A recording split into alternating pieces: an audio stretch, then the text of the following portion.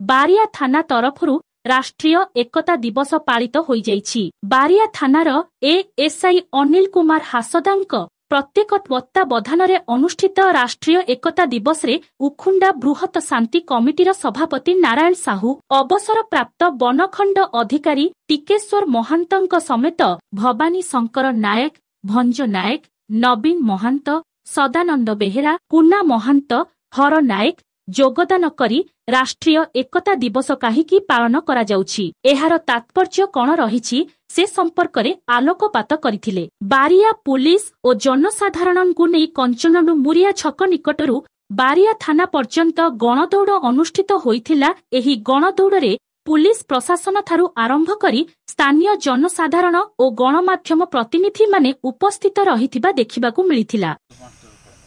जातीय एकता दिवस अवसर रे आमे समस्त जुग ग्रुप एवं बारिया थानार समस्त अधिकारी कार्यकर्ता ये उत्सव को मिलित भाव में पालन करुचु।